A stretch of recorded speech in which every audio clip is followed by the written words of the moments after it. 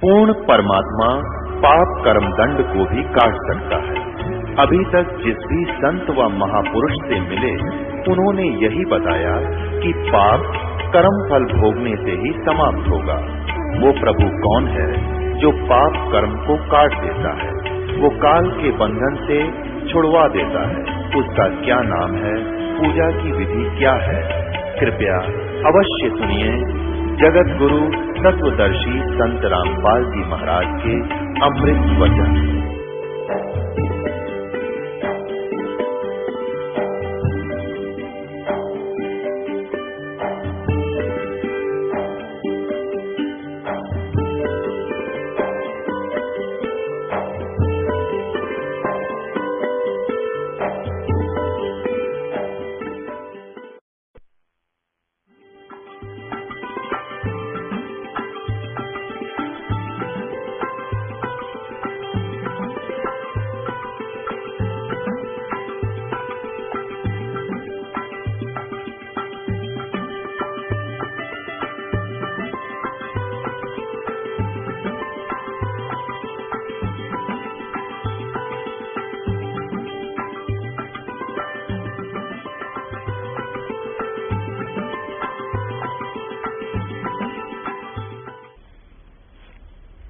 कबीर परमेश्वर ने कहा था कि वेद मेरा भेद है, वेद मेरा भेद है और मैं मिलूं वेदन से नाही और जौन वेद से मैं मिलूं वो वेद जानते नहीं। मेरी महिमा का गुणगान चारों वेद कर रहे हैं, कबीर की महिमा का, लेकिन जिस वेद से यानी सूक्ष्म वेद से जो परमात्मा कबीर जी ने स्वयं आकर अपने मुखारविंद से बोला, गीता जी अध्याय नंबर 4 के श्लोक नंबर 32 में कहा है कि जो ब्रह्मणे मुखे सच्चिदानंद गण ब्रह्म ने अपने मुख से जो वाणी बोली है वो तत्व ज्ञान है, उसमें विस्तार से कहा गया भगवान का जातम ज्ञान। तो कहते हैं वो ज्ञान जो है उसको वेदों में नहीं है, वो सूक्ष्म वेद में है, पर सच्चिदानंद घन ब्रह्म की वाणी में वो वेद है, वो ज्ञान है। कबीर जी कहते हैं कि वेद मेरा ही गुणगान करते हैं, लेकिन इन वेदों में वर्णित विधि से मुझे प्राप्त नहीं किया जा सकता। अब परमेश्वर ने कहा कि आप यजुर्वेद के 5वें अध्याय के 32वें श्लोक को देखो स्वामी जी। आप परमात्मा को निराकार बताते हो और 5वें अध्याय के प्रथम श्लोक में, 5वें अध्याय के 8वें और 6ठे श्लोक में आप परमात्मा को सहशरीर पाओगे।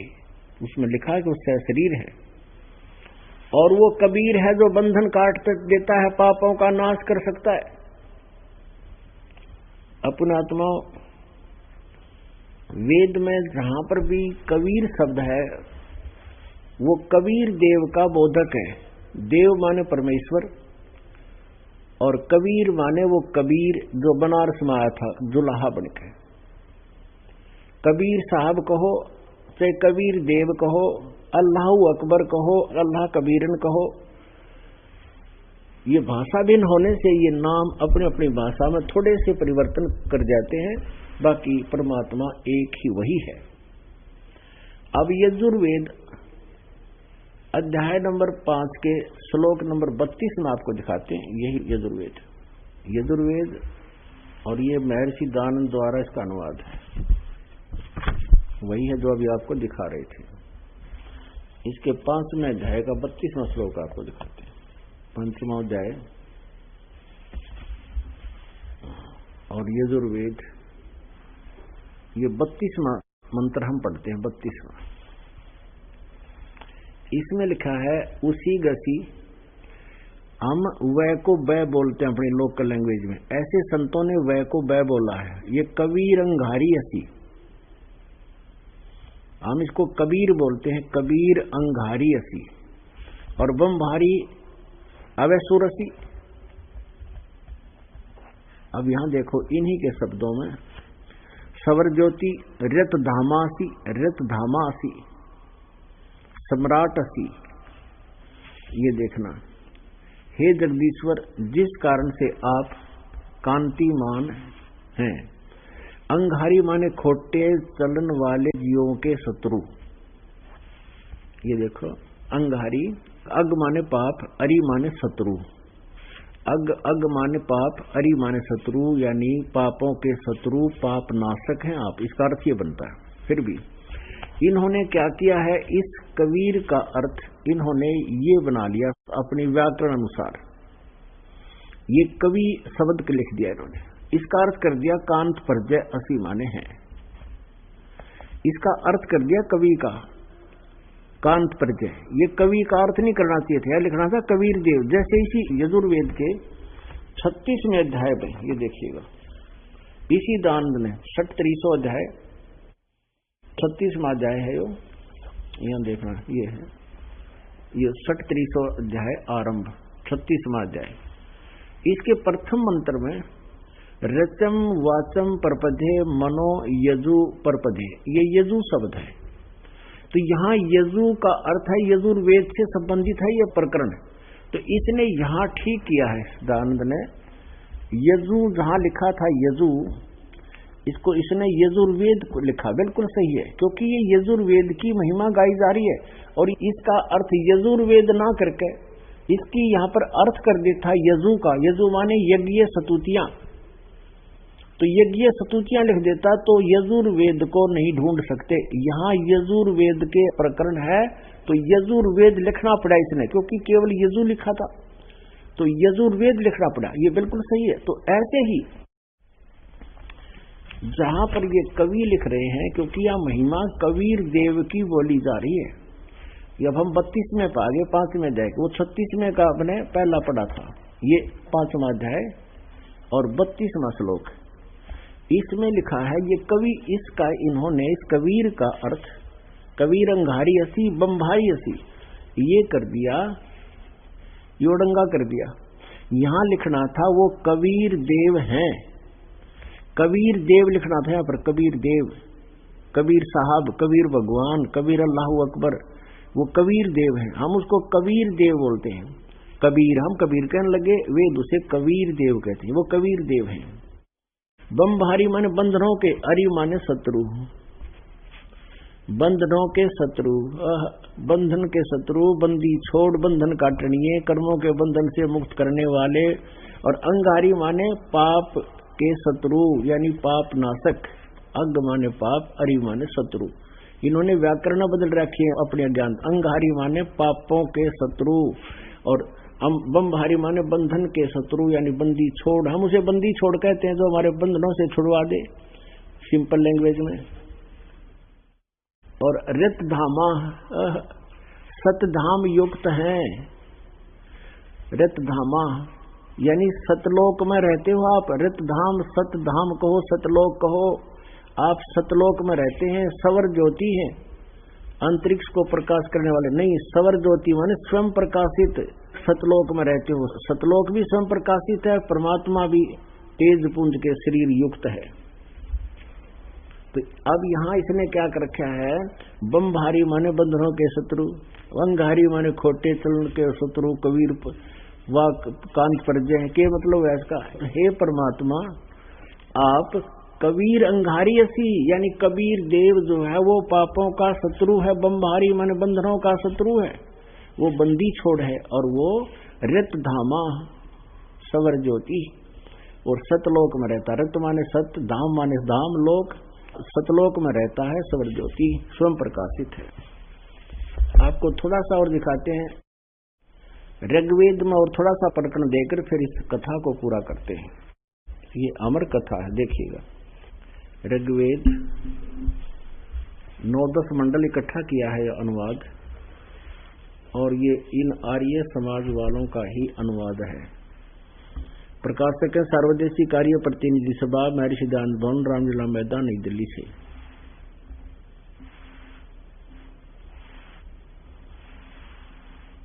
ये यहाँ से Prince offset printers 1510 Pataudi house Daryaganj, नई दिल्ली से छपी है। अब इसमें आपको दिखाते हैं ऋग्वेद मंडल नंबर 9 सूक्त नंबर 86 का 26-27। ऋग्वेद मंडल नंबर 9 सूक्त 86 मंत्र 26 में इसमें क्या लिखा है कि वो परमात्मा संकट निवारण करता है।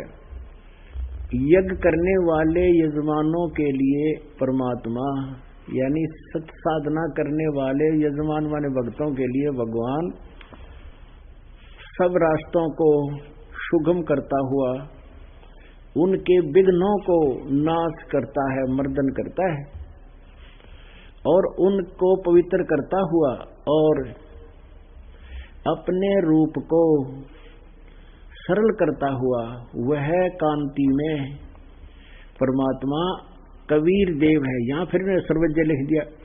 कोई कवि सर्वज्ञ नहीं होता और ना कांतिमान होता, कबीर देव लिखना था। वो कबीर देव विद्युत के समान क्रीड़ा करता हुआ, यानी आकाशीय बिजली की तरह वर्णीय पुरुष को शीघ्रता के साथ, जैसे आकाश की बिजली एक पल में नीचे आ जाती है, वर्णीय पुरुष को यानी अच्छी आत्मा को, श्रेष्ठ आत्मा को, पुण्य आत्मा को प्राप्त होता है, आकर मिलता है। अब 27 में ऋग्वेद मंडल नंबर 9 सूक्त 86 का मंत्र 27 हम पढ़ रहे हैं, 26 पढ़ लिया। हमने ये देखना, जो परमात्मा धूलोक के तीसरे पृष्ठ पर विराजमान है, वो परमात्मा धूलोक के तीसरे पृष्ठ पर विराजमान है, वहां रहता है, एक स्थान पर रहता है। अब देखिएगा ऋग्वेद मंडल नंबर 9 सूक्त नंबर 82 का मंत्र 1, 2, 3 ये और क्लियर करेगा वो परमात्मा कैसा है, साकार है। ऋग्वेद मंडल नंबर 9 और सूक्त नंबर 82 का ये मंत्र नीचे ये एक मंत्र है। जो स्रोतपादक प्रभु यानी सबका जनक, सबकी उत्पत्ति करने वाला प्रभु परमात्मा प्रकाश रूप है, यानी तेजो में श्री युक्त है, सद्गुणों की वृष्टि करने वाला और पापों का हरण करने वाला, पाप नाशक, वो राजा के समान, राजा के समान। ये 269 पर हम पढ़ रहे हैं, 270 पर 9 के 82 का हम पहला मंत्र पढ़ रहे हैं, 270 पर के समान दर्शनीय है, राजा की तरह देखने योग्य है, वो सबका सरदार रूप में, और वह पृथ्वी आदि लोक लोकांतरों के चारों ओर शब्दमान हो रहा है। वह वर्णीय पुरुष को, अच्छी आत्मा को, जो दृढ़ भक्त है, उसको पवित्र करता हुआ प्राप्त होता है। जिस प्रकार विद्युत बिजली स्नेह वाले स्थानों को आधार बनाकर प्राप्त होती है, जैसे बिजली काशी के पात्र पर गिरती है आकर के, तो ऐसे जिस पर वो अट्रैक्ट होता है बिजली उसी पर आता है, ऐसे ये परमात्मा उन अच्छी आत्माओं को ही मिलता है। अच्छा, अब दूसरे मंत्र में ऋग्वेद मंडल नंबर 9 सूक्त नंबर 82 का मंत्र नंबर 1 हमने पढ़ लिया। अब ये दूसरा देखो।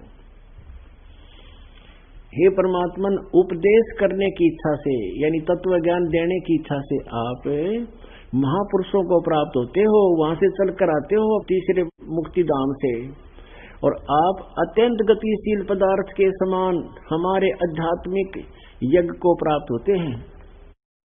आप सर्वज्ञ नहीं, आप कबीर देव हैं।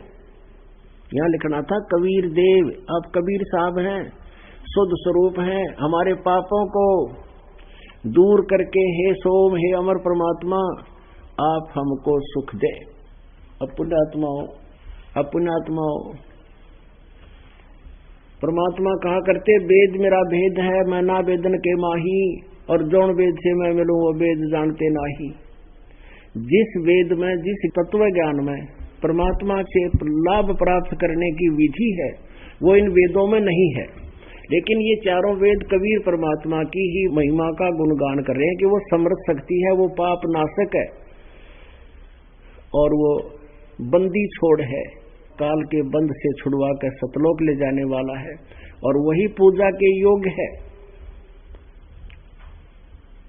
अब इस बात को रामानंद जी के सामने परमात्मा ने कहा। स्वामी रामानंद ब्राह्मण पंडित ने वेदों को देखा, स्वीकार किया कि आप सही कह रहे हो।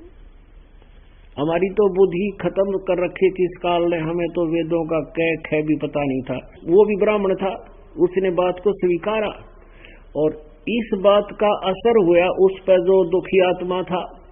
छोटी उम्र के थे परमात्मा, उसमें लीला कर रहे थे, और एक जुलाहा जाति में, और इस रामानंद जी के छक्के छुड़ा दिए, तो वो पुण्यात्मा जो ब्राह्मण दुखी था वो प्रभावित हुआ। तो फिर रामानंद ने संकेत कर दिया, भाई इनसे पूछ लो, यही आपका कल्याण कर सकते हैं, मेरे बस का नहीं।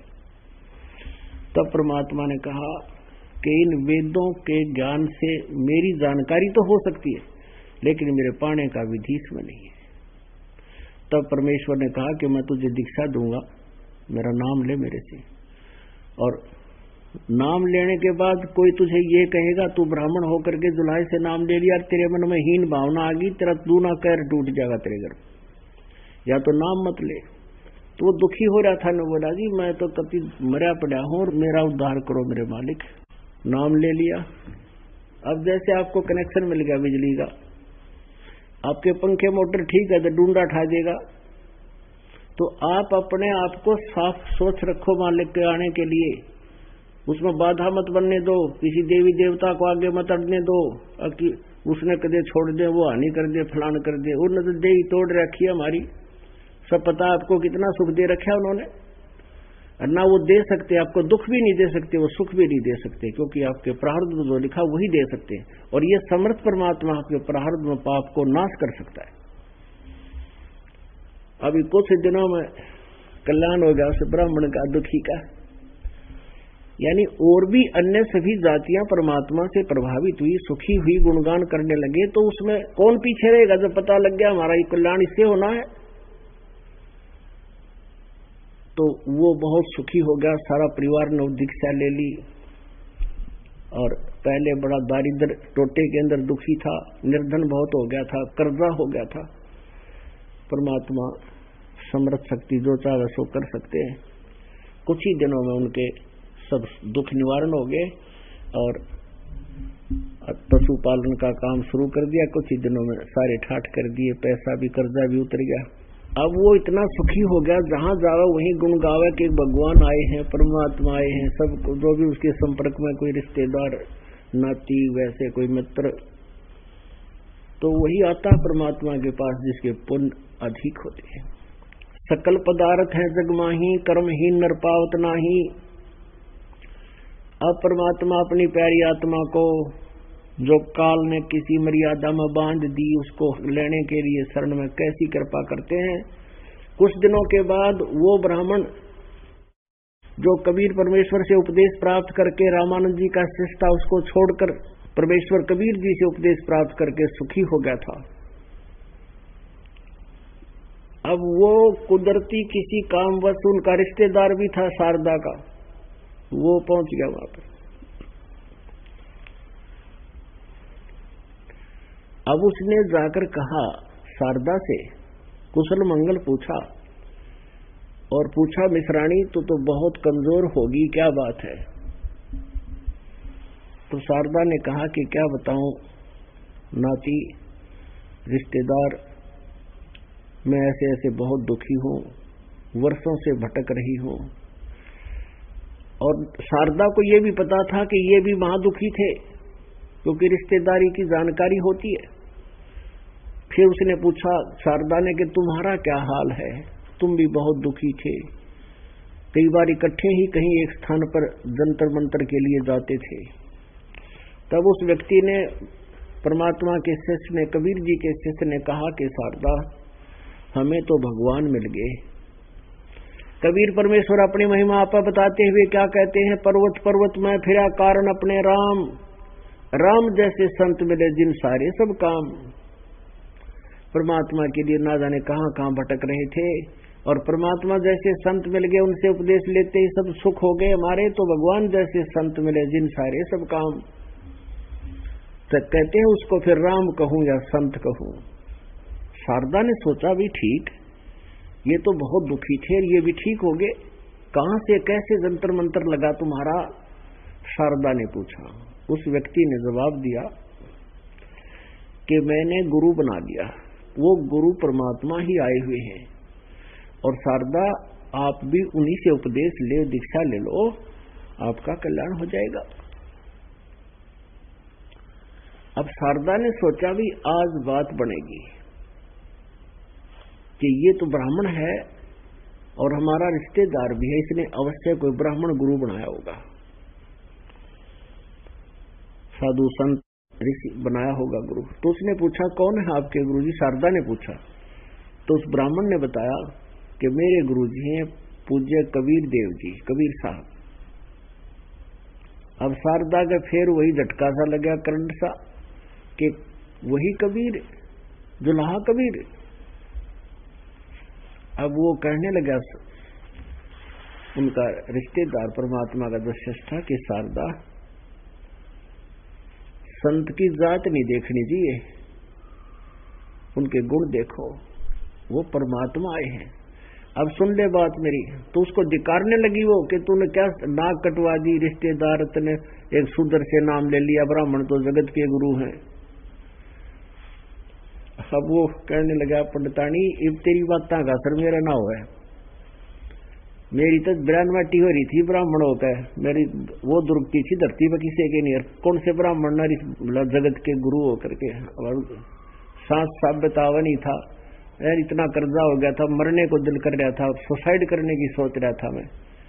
राज उस परम पिता की कृपा से मैं सुखी हो गया, राज उसको तू धिकार रही है, लानत है तेरी जुबान को। नाराज हो गया वो। और क्या दिया इस ब्राह्मण समाज ने मेरे को, रिश्तेदार भी मुंह मोड़ गए थे, किसी से 2 रुपये ले रखे थे, दोबारा जाता था तो दरवाजा बंद कर लेते थे, बात भी ढंग से नहीं करते थे। और आज मेरे पास 10 रुपए हैं, वो मांगने आते मेरे पास इस परमेश्वर की कृपा से, और तेरा मन माना तो नाम ले लिए, आगे गुरु जी के बारे में गलत नहीं सुनूंगा। मैं उठकर चल पड़ा। अब शारदा ने सोचा, भाई कैसा के कमाल हो गया, जो भी सुने है वो इन्हों के है, मैं भी सुखी हो गया, मेरा भी लाभ हो गया। अरिया कुल की मर्यादा, ये बंधन काल ने इसी बेड़ी बांध दिया, टूटे को नहीं। फिर भी बरता क्या नहीं करता। शारदा ने सोची, भाई कति अंत आ लिया मेरा तो है। अब उसने ये मन में ठान ली कि कभी आसपास कोई सत्संग उस संत का होगा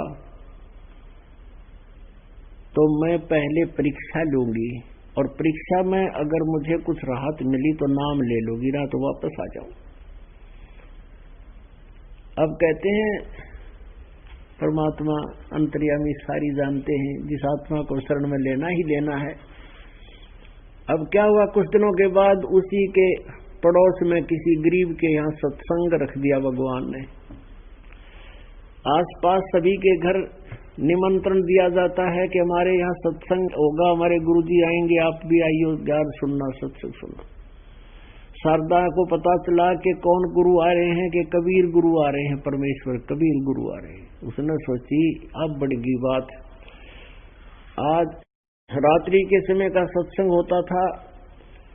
शारदा ने सोचा कि मैं पल्ला करके मुंह पर घूंघट काट कर जाऊंगी, और यदि मुझे आशीर्वाद देते ही मैं ठीक होगी तो नाम ले लूंगी, ना तो वापस आ जाऊंगी। मैं किसी का पहचान में नहीं आऊंगी, कौन है ये। शाम का समय था, सत्संग की तैयारी होगी। एक जोत जगा करते थे भगवान के सत्संग में, खड़ी जोत, अमर जोत, वही रोशनी का भी काम करती थी और हवन का काम भी करती थी, हवन यज्ञ का, दीपक का काम भी वही करती थी। तो सभी श्रोता आ रहे थे। परमात्मा कबीर जी सामने आसन पर विराजमान थे, प्रणाम कर रहे थे, अपना अपना स्त्री पुरुष अलग अलग स्थान ग्रहण कर रहे थे। अब शारदा आई, घूंघट काट गया, ऊपर पल्ला करके पूरा मुंह ढक गए, और सबके पीछे 5-7 औरतों के झुंड में मिलकर ऐसे ऐसे चरणों में सिर रखा, परमात्मा के जैसे अन्य रख रहे थे। परमेश्वर ने उसके सिर पे हाथ रखा, आशीर्वाद भरा, जैसे सबके रख रहे थे। उसी समय शारदा के शरीर से जैसे कोई ऐसी वस्तु निकल गई जो उसे परेशान कर रही थी, यानी वो पाप कट गया। एकदम शरीर हल्का फुल्का हो गया और समझ गई कि सचमुच ये तो भगवान है। उसी समय परमेश्वर ने उन्हीं अक्षरों में कहा कि हे सर्वानंद की माँ ब्राह्मणी, आज दानक के पास क्यों आ गई, तेरी बेइज्जती हो जाएगी। आई तो वह न्योथी कोई पछाना नहीं का, और परमात्मा अंतर्यामी कहाँ सच छुपाएंगे हम मूर्ख। तो उसी समय उसने पल्ला फेंक दिया ऊपर से और चरण पकड़ दिए, हे भगवान माफ कर दो मुझ पापन को। परमात्मा में बहुत नीच थी, इसी कारण से कष्ट पा रही थी, मैं आपकी निंदक हो गई थी, मुझे क्षमा कर दो। परमात्मा बोले बैठ जा, यो तो एक रोग कट्या है तेरा, और जीवन में तो बहुत संकट है, और अगले जन्मों का तो पता नहीं, तुझे बाहर भर रखा बहुत गना। अब सारे पाप कटेंगे, एक एक नहीं। फिर जब आदमी को ऐसा सुख हो जाता, फिर वो बैठ कर सत्संग भी सुनता है, आनंद भी आता है, और संत की पूरी सब बातों पर विश्वास भी दृढ़ होता चला जाता है। फिर परमात्मा ने फिर सत्संग सुनाया उस रात्रि में। कोटि जन्म तन भर मत होगे, कुछ ना हाथ लग्या रे। कुकर सुकर खरबया बोरे, कौआ हंस बुगारे। कोटि जन्म तू राजा की, न्या मिटी न मन की आशा। भिक्षुकों के दर दर घूम लिया, मिला न निर्गुण रासा। मन तू चल रे सुख के सागर, जहाँ शब्द सिंधु रत्नागर। परमात्मा अपनी महिमा आप ही बता रहे हैं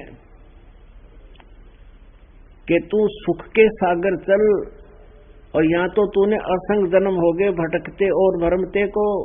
सुख का सागर किसे कहते हैं उसको डिफाइन किया है। शंखों लहर मेहर की उपजे, कहर नहीं जा कोई।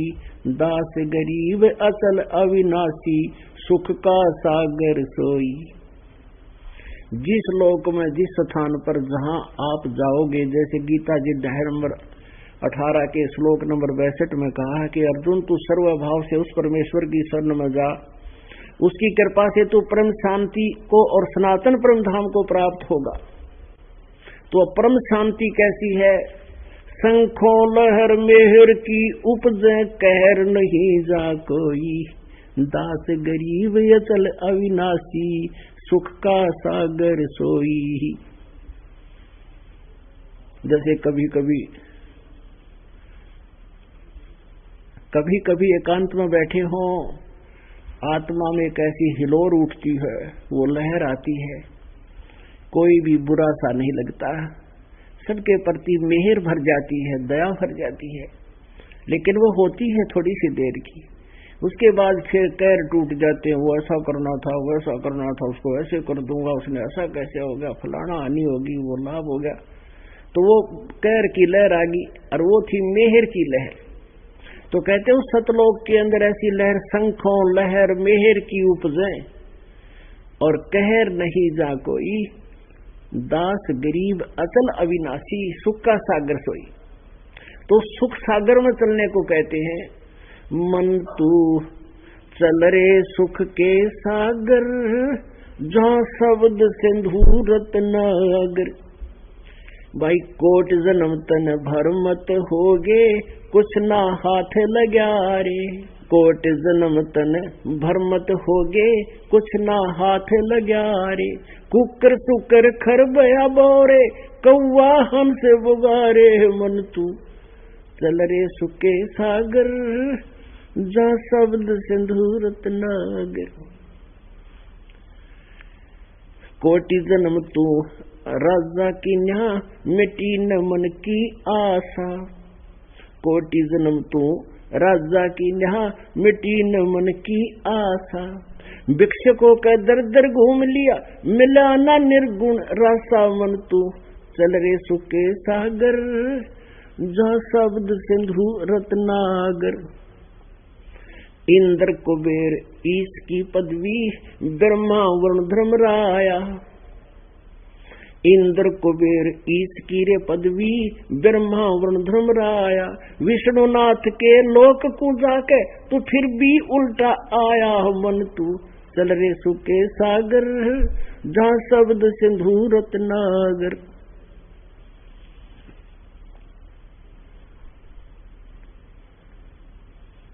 असंग जन्म तन मरत्या होगे, जीवित क्यों ना मरे रे।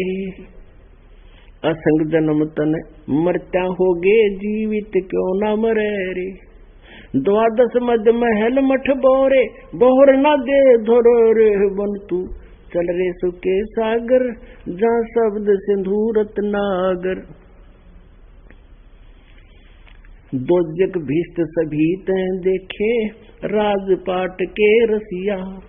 दो जग भिष्ट सभी ते देखे राजपाट के रसिया, तीन लोक से तरपत नाही यो मन भोगी खसिया। मन तू चल रे सुके सागर जहाँ शब्द सिंधूरत नागर।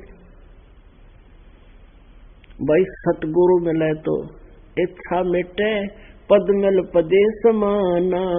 सतगुरु मिले तो इच्छा मिटे पद मिल पदे समाना। चल हंसा उस लोक पठाऊं जो आदि अमर अस्थाना। मन तू चल रे सुके सागर जा शब्द सिंधु रत्नागर। चार मुक्ति जहाँ चंपी करती माया हो रही दासी। चार मुक्ति जहाँ चंपी करती माया हो रही दासी। दास गरीब अभय पद पर से वो मिले राम अविनाशी। मन तू चल रे सुके सागर जहाँ शब्द सिंधु रत्नागर। अब ये गरीबदास महाराज जी को परमात्मा मिले थे अपने उस गुण के अनुसार। जैसे ऋग्वेद मंडल नंबर 9 सूक्त नंबर 86 के मंत्र 26-27 में, ऋग्वेद मंडल नंबर 9 सूक्त नंबर 82 के मंत्र 1, 2, 3 में कि वो परमात्मा अपने तीसरे मुक्ति धाम में विराजमान है, वहां रहता है, वहां से गति करके आता है और पुण्य आत्माओं को, श्रेष्ठ आत्माओं को, दृढ़ भक्तों को मिलता है। उनमें से दृढ़ भक्तों में से गरीबदास साहिब जी हुए हैं छुड़ाने वाले। तो उनको परमात्मा ने अपना यू ज्ञान दिया। उन्होंने फिर जो ज्ञान बताया वो दास आपको बता रहा है। ऐसा ही ज्ञान परमेश्वर ने उस सत्संग में सुनाया। जैसे आपको सत्संग में सुबह बताया था कि ब्रह्मा विष्णु महेश नासवान है, ब्रह्म भी नासवान है और ये सरपुरुष जिसको कहते हैं अक्षर पुरुष भी नासवान है। वो परम अक्षर ब्रह्म, परम अक्षर पुरुष, वो अविनाशी परमात्मा जो गीता जी अध्याय नंबर 15 के श्लोक नंबर 1 से 4 और 16, 17 में जिसका वर्णन है तीनों का, वो मूल रूपी परमात्मा।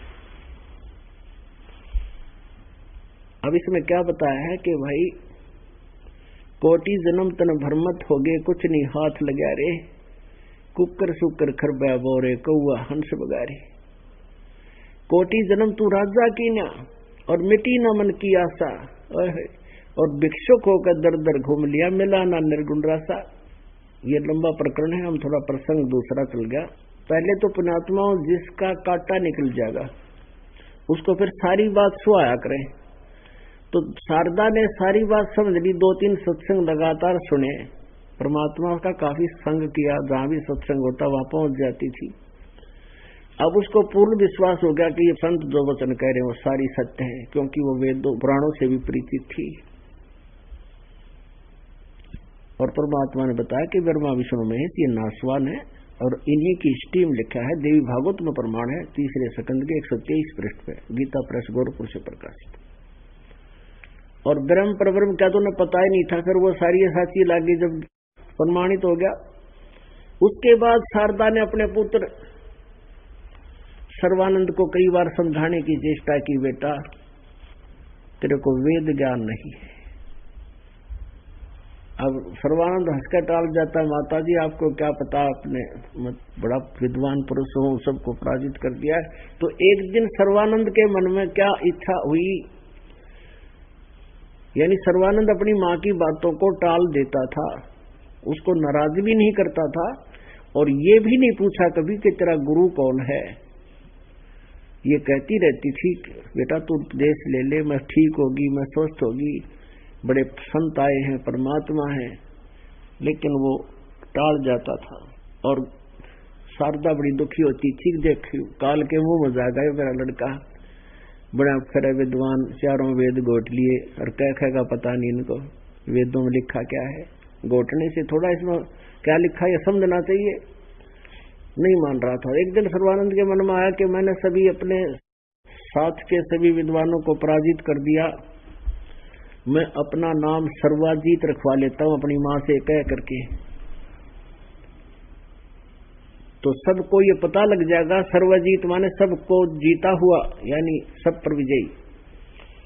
एक दिन उसने अपनी माता से कहा सर्वानंद ने कि माता जी मेरा नाम आप सर्वाजीत रख दो, मेरा नाम बदल दो, चेंज कर दो। माँ ने कहा बेटा सर्वानंद के बुरा नाम है, ये भी तो बहुत अच्छा नाम है। तब उसने बताया कि माताजी मैंने सब विद्वानों को पराजित कर दिया है, सब पर विजय पाली है, और मैं चाहता हूँ मेरा नाम सर्वजीत रख दो, सब ने पता लग जाए कि ये हो सर्वजीत जिसने सबको जीत लिया। तो उसकी माता कहने लगी बेटा तू मेरे गुरु को पराजित कर दे, मैं तेरे को सर्वजीत नाम रख दूंगी बेटा, नहीं तो मैं तो ना रखूं तेरा नाम सर्वजीत। उसने पूछा कौन है आपका गुरु? कि वो कबीर, परमेश्वर कबीर देव, कबीर जी।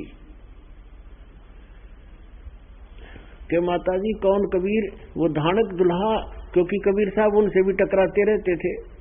अरे माता वो तो अशिक्षित है, वो क्या जाने वेदों और गीता और पुराणों के बारे में, उसको तो अभी गया अभी आया, अभी पराजित कर देता हूं। अब सर्वानंद जी लेकर बैलों के ऊपर पूरे सब सदग्रंथ रखा करता था, सारे पुराण वेद गीता सब लेकर चल पड़ा।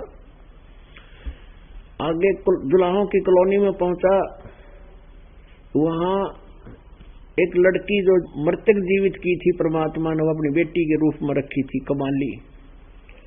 वो लड़की 15-16 वर्ष की थी, कुएं पर जल भर रही थी, दोपहर का समय था, जून का महीना, उत्तर प्रदेश।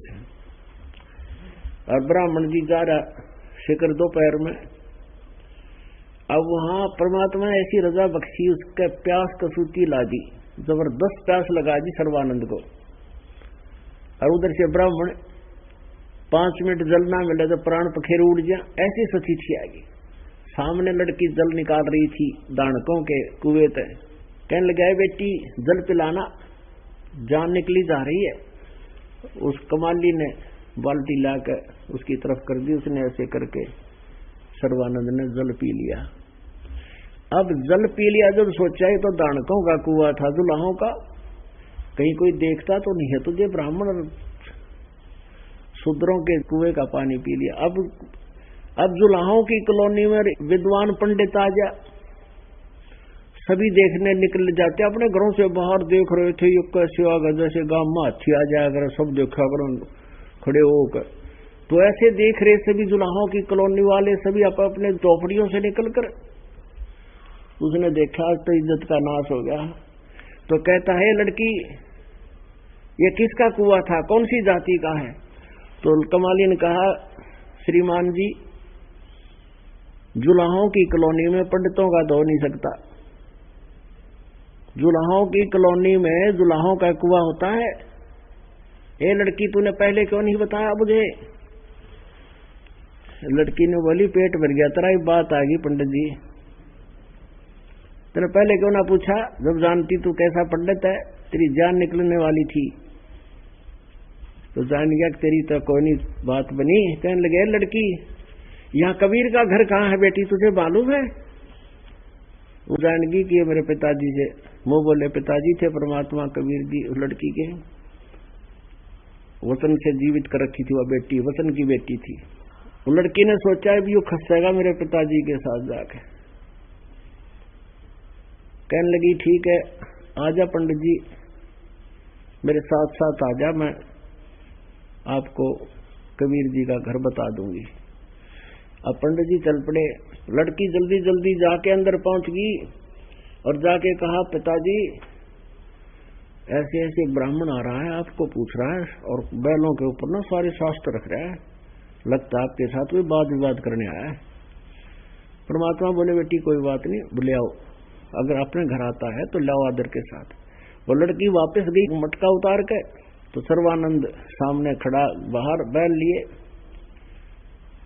और कहा कि लड़की क्या कबीर का घर यही है? कहा जी कबीर जी का परमेश्वर का घर यही है, आ जाओ ब्राह्मण अंदर बैठे, भगवान अंदर बैठे।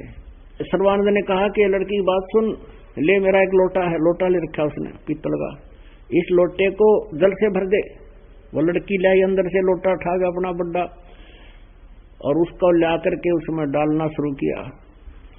कहने लगा और डाल दे और डाल दे, कति फुल करा लिया ऊपर तक, बिल्कुल और फ्लोर न हो गया, इतना भरवा लिया। उसमें और कोई बूंद पानी पड़े तो बाहर निकल जाए, ऐसा कर दिया। और कहा इस लोटे को ले जाकर लड़की कबीर को दे दे,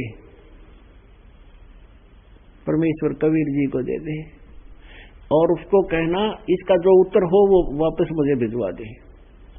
वह लड़की धीरे धीरे उस लोटे को लेकर गई कि ले पिताजी यूं कह रहा है इसका उत्तर दे। ब्राह्मण बाहर खड़ा है। परमात्मा कबीर जी ने उसमें एक लंबी सुई थी सी मोटी, वह डाल दी, लोहे की सुई डाल दी और कहा बेटी वापस दे दे। अब सर्वानंद के पास वो लड़की धीरे धीरे लोटा लेकर आई वापस के लिए। ब्राह्मण सर्वानंद ने पूछा क्या उत्तर दिया? लड़की ने कहा कि कुछ उत्तर नहीं दिया, पिताजी ने इसमें सुई डाल दी है लोहे की, मुझे नहीं मालूम क्या उत्तर दिया। वो अंदर आया, फिर कहने लगा कबीर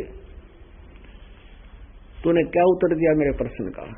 परमात्मा ने कहा स्वामी जी विराजमान हो बैठो। अगर नहीं मैं खड़ा रहूंगा, बैठे तब बेइज्जती हो, अगर अच्छा खड़े रहो। क्या प्रश्न था आपका? सर्वानंद जी ने कहा कि मेरा प्रश्न ये था कि मैं ज्ञान से ऐसे परिपूर्ण हूं जैसे ये लोटा लबालब भरा है जल का, और इसमें जरा सा भी कोई एक बूंद पानी का नहीं समाएगा, वो बाहर पड़ेगा। यानी तेरा ज्ञान मेरे अंदर समाएगा नहीं, मैं ज्ञान से परिपूर्ण हूं, वाद विवाद करने की जरूरत नहीं है। और मैंने ऐसे ऐसे अपनी माता से सर्वाजीत नाम रखवाना था, उसने कंडीशन रख दी है कि मैं आपसे शास्त्रार्थ करके आपको पराजित करके आऊं और फिर अपना नाम बदलवाऊं, मेरा इतना उद्देश्य है। अब तेरा ज्ञान मेरे में नहीं समाएगा और मैं चारों वेदों का पुराणों का ज्ञाता हूं, मेरा ये संदेश था तेरे को। परमेश्वर बोले मेरा उत्तर सुन ले। क्या था मेरा उत्तर? ये है कि जैसे ही तेरे लोटे में और जल डाल देते बाहर गिरता, तो मेरा ज्ञान ऐसा वजनदार है जैसे मैंने सुई डाल दी इसमें, या सुई तेरी लोटे के तली में बैठ गई, तेरा पानी बाहर निकल गया। मेरा ज्ञान ऐसा है तेरे सारे थोथे ज्ञान ने बाहर काट देगा और तेरी छाती में बैठ जाएगा जाके, वो ज्ञान है मेरा। और ज्ञान सब ज्ञानड़ी कबीर ज्ञान सो ज्ञाने, जैसे गोला तोब का भाई करता चले मैदान। अब सर्वानंद कहने लगा बोल तेरा क्या प्रश्न है? अब इतने वहां आस पास के दुल्हे इकट्ठे हो गए, सारे घर से निकल आ गए। भाई आज कबीर के ना वार्ता हो गई। कबीर साहब के साथ छेड़छाड़ रखा करते हैं ब्राह्मणों से, परमात्मा बार बार छेड़ते थे, सबको वार्ताएं होती थी। तो देखने आगे सब खड़े हो गए, चारों तरफ बैठ गए। अब परमेश्वर ने कहा कि मैं प्रश्न करता हूं, उत्तर दे महात्मा जी विद्वान पुरुष, कि कौन ब्रह्मा का पिता है, कौन विष्णु की मां और कौन शंकर का दादा है, हमको दे बता। अब सर्वानंद कहता है ये तो अजर व अमर है, इनके कोई माता पिता नहीं है, सर्वेश्वर है, महेश्वर है, अजन्मा है, ये सर्वशक्तिमान है। देखो रे लोगों इसकी अकल मारी गई है, ये ब्रह्मा विष्णु महेश के माता पिता बता रहा है। तब परमेश्वर ने कहा सर्वानंद आप शास्त्रार्थ करने आए हो तो शास्त्रों का आधार मानो। कहा जी बोलो। कि देवी पुराण निकालो और तीसरा सकंद निकालो, शिव पुराण निकालो, रुद्र संहिता निकालो और देखो उसमें क्या लिखा है।